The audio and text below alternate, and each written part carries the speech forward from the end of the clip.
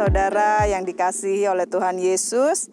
Selamat kita berjumpa kembali dalam acara sarapan saat pagi hari ini. Puji Tuhan, berterima kasih kepada Tuhan Yesus kalau kita masih dalam keadaan yang baik. Ini semua karena anugerah Tuhan bagi kita. Saudara, pagi hari ini saya tergerak untuk membawakan renungan yang saya ambil dari Wahyu 5 ayat 13 sampai yang ke-14. Wahyu 5 ayat 13 sampai 14. Dan aku mendengar semua makhluk yang di sorga dan yang di bumi dan yang di bawah bumi dan yang di laut dan semua yang ada di dalamnya berkata, bagi Dia yang duduk di atas tahta dan bagi Anak Domba adalah puji-pujian dan hormat dan kemuliaan dan kuasa sampai selama-lamanya. Dan keempat makhluk itu berkata, Amin. Dan tua-tua itu jatuh tersungkur dan menyembah. Saudara, ketika saya melakukan renungan pribadi, membaca ayat ini, hati saya tersentuh, hati saya merasa luar biasa. Di ayat yang ke-13 tadi dikatakan bahwa seluruh makhluk, baik yang di surga, di bumi, di bawah bumi, semuanya menaikkan pujian.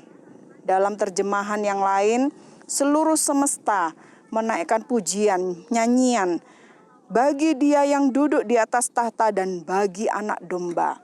Ini adalah kisah tentang penglihatan yang diberikan kepada Rasul Yohanes. Dia mendapatkan penglihatan bahwa di surga itu seluruh surga bahkan semesta ini memuji Anak Domba.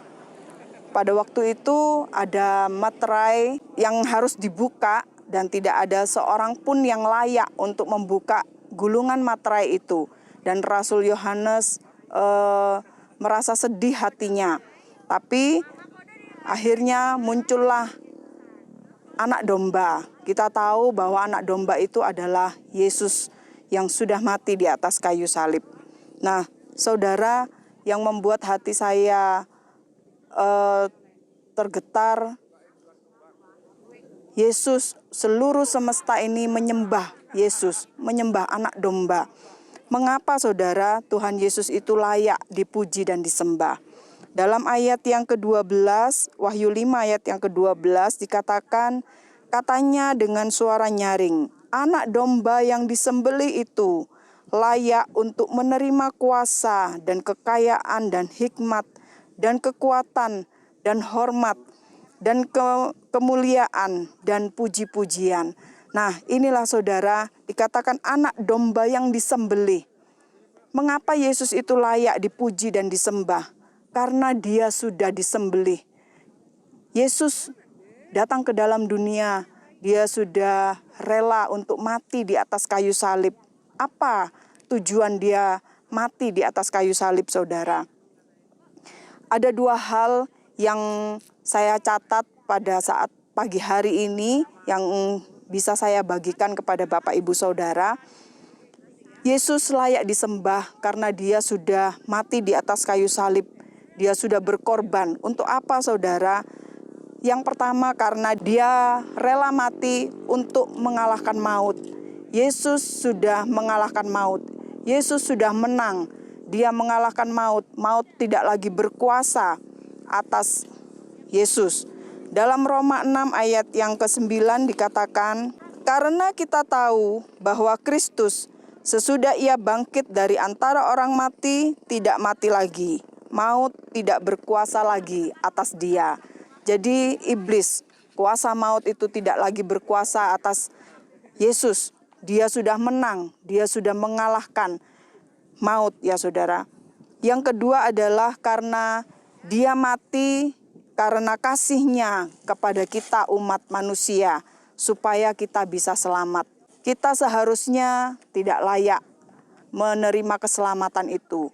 tapi karena kasih-Nya, anugerah-Nya yang besar, karunia-Nya yang besar buat kita, Dia rela mati di atas kayu salib. Dia rela menjadi anak domba yang disembelih.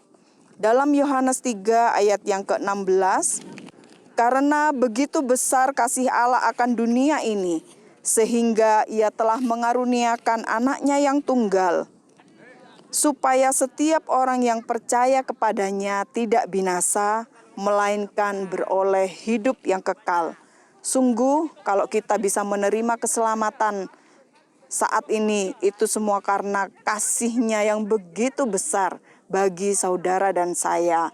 Ini sungguh anugerah, saudara, anugerah yang luar biasa yang kita bisa terima dari Tuhan Yesus. Setiap kita yang mengambil keputusan untuk mengikut Yesus, kita layak menerima keselamatan itu. Dalam Yesaya 43 ayat yang keempat, mengapa Yesus rela mati bagi kita, saudara? Karena engkau berharga di mataku dan mulia, dan aku ini mengasihi engkau. Jadi firman Tuhan pun mengatakan bahwa Yesus itu mengasihi kita. Itu sebabnya Dia rela mati di atas kayu salib. Saudara, Yesus sudah mati di atas kayu salib. Itu sebabnya Dia layak menerima pujian penyembahan kita. Kita yang diangkat sebagai anak-anak-Nya, mari kita naikkan pujian penyembahan kita hanya kepada Tuhan Yesus. Mari kita baca di dalam ayat yang terakhir, Mazmur 96 ayat 1-3. Nyanyikanlah nyanyian baru bagi Tuhan. Menyanyilah bagi Tuhan, hai segenap bumi. Menyanyilah bagi Tuhan, pujilah namanya. Kabarkanlah keselamatan yang daripadanya dari hari ke hari. Ceritakanlah kemuliaan-Nya di antara bangsa-bangsa dan perbuatan-perbuatannya yang ajaib di antara segala suku bangsa. Pemazmur mengajak kita untuk mari kita memuji Tuhan Yesus. Dia layak untuk menerima pujian dan penyembahan kita. Kalau kita bisa, kalau kita ada dengan segala kemampuan yang kita miliki, itu semua karena anugerah Tuhan bagi kita. Itu sebabnya mari kita mau pakai hidup kita untuk memuji dan menyembah Tuhan Yesus Kristus.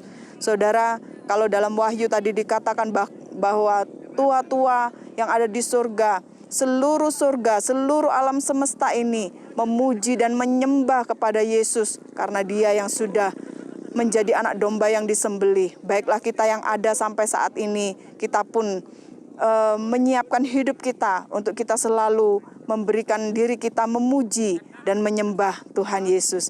Sekian renungan firman Tuhan yang bisa saya bagikan kepada kita saat pagi hari ini. Kiranya ini menjadi berkat buat kita semua. Terima kasih, Tuhan Yesus memberkati.